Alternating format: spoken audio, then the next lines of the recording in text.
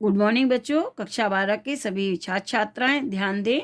मैं आपकी विषय अध्यापिका श्रीमती मंजू गुप्ता आपको आपके हिंदी के काव्य खंड का पहला पाठ पवन दूत का जो अयोध्या सिंह उपाध्याय द्वारा रचित प्रिय प्रवास नामक महाकाव्य से अवतरित है, जो खड़ी बोली काव्य का प्रथम महाकाव्य है। इस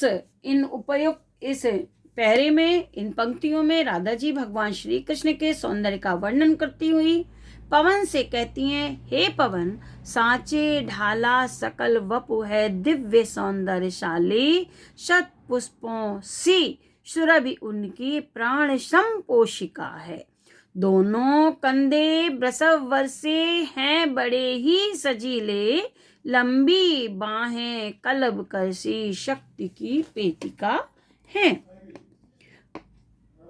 सांचे ढला माने मूर्ति में ढले हुए, सांचे में ढली हुई मूर्ति के समान। शकल माने संपूर्ण, वप माने शरीर, दिव्य माने अलौकिक देवताओं जैसा, सौंदर्यशाली माने सौंदर्य से युक्त, शत पुष्पों सी सुरभि श्रेष्ठ पुष्पों की उत्तम सुगंधि के समान वायु उसकी प्राणी पोषिकाएं, प्राणों का पोषण करने वाली, प्राण पोषिका माने प्राणों का पोषण करने वाली।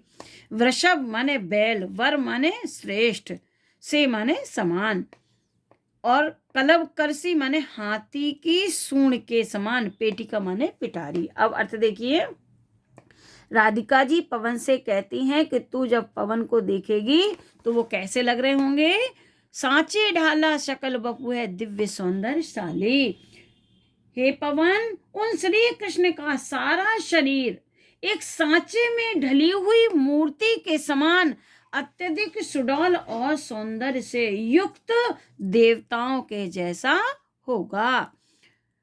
सतपुष्पों से सुरभि उसकी प्राण संपोषिका है, और उनके शरीर से निकलने वाली सुगंध उत्तम पुष्पों के समान, उत्तम पुष्पों की सुगंधि के समान प्राणों का पोषण करने वाली होगी।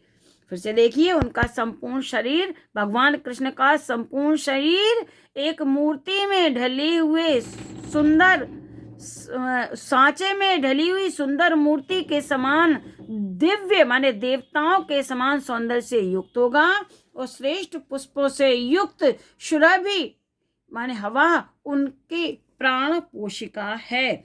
उत्तम पुष्पों की सुगंधि जैसे मानव के मन को आनंदित और प्रफुल्लित कर देती है, वैसे ही उनके शरीर से श्रेष्ठ सुगंधि प्रस्फुटित हो रही होगी। उनके शरीर से सुंदर पुष्पों की सुगंधि प्रस्फुटित हो रही होगी, जो उनके प्राणों का पोषण कर रही होगी। फिर से देखिए, राधिका जी पवन से कहती हैं, उनके शरीर से निकलने वाली सुगंधि सुंदर पुष्पों के समान प्राणों का पोषण करने वाली है। सीधा सीधा अर्थ है। दोनों कंधे वृषभ वर्षे हैं बड़े सजीले, उनके दोनों कंधे बैल के समान शक्तिशाली और बड़े ही सुंदर हैं। लंबी बाहें कलव करसी शक्ति की पेटिका है, और उनकी जो लंबी लंबी दोनों भुजाएं हैं वह हाथी के सूंड के समान शक्ति की पिटारी हैं। आगे राधिका जी कहती हैं कि भगवान कृष्ण को तू कैसे पहचानेगी? राजाओं सा सिर पर लसा दिव्य आपीड़ होगा। लसा माने सुशोभित, दिव्य माने अलौकिक, आपीड़ माने मुकुट। हे पवन, उनके सिर पर राजाओं के समान एक सुंदर दिव्य अलौकिक मुकुट सुशोभित हो रहा होगा। हे पवन, भगवान कृष्ण के सिर पर देवताओं के समान सुंदर मुकुट सुशोभित हो रहा होगा। राजाओं के समान एक दिव्य मुकुट सुशोभित हो रहा होगा। शोभा होगी उभय श्रुति में स्वर्ण के कुंडलों की। उनके उभय माने दोनों, श्रुति माने कानों में स्वर्ण के कुंडल शोभायमान हो रहे होंगे। नाना रत्ना कलित भुज में मंजू केयूर होंगे। उनकी दोनों भुजाओं में विभिन्न प्रकार के रत्नों से जड़ित सुंदर बाजूबंद सुशोभित हो रहे होंगे। मोती माला लसित उनका कंबुसा कंठ होगा। कंबु माने शंख और केयूर माने बाजूबंद। उनके गले में, उनकी शंख के समान गर्दन में मोतियों की माला सुशोभित हो रही होगी। ये अंडरलाइन है, इसकी व्याख्या आप कैसे लिखेंगे, सीधे सीधे देखिए।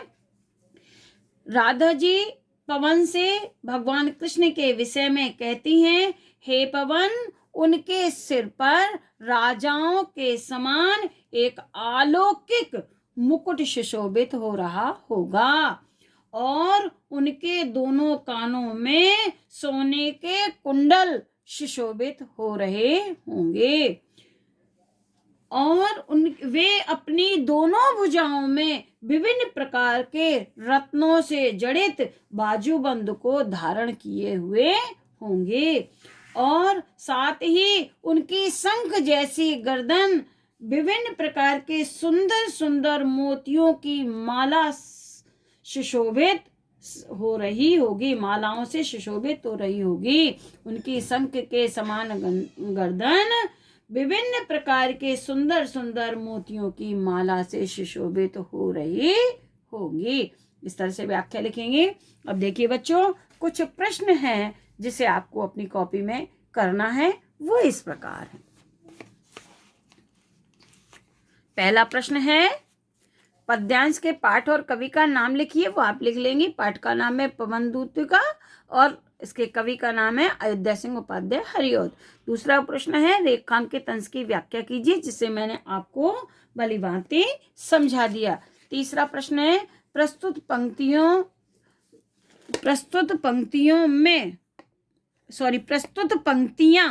किस प्रसंग पर आधारित है। उत्तर लिखेंगे, प्रस्तुत पंक्तियां भगवान श्री कृष्ण के सुंदरता पर आधारित हैं।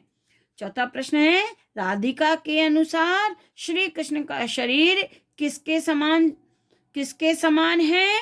उत्तर लिखेंगे, राधिका के अनुसार श्री कृष्ण का शरीर एक सांचे में ढली हुई मूर्ति के समान अत्यधिक सुंदर है।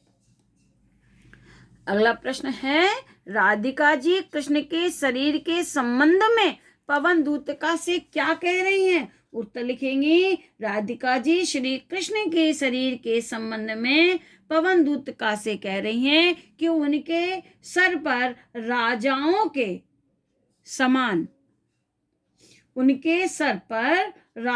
के समान दिव्य मुकुट सुशोभित हो रहा होगा और उनके दोनों कानों में सोने के कुंडल होंगे और उनके गले में मोतियों की माला सुशोभित हो रही होगी।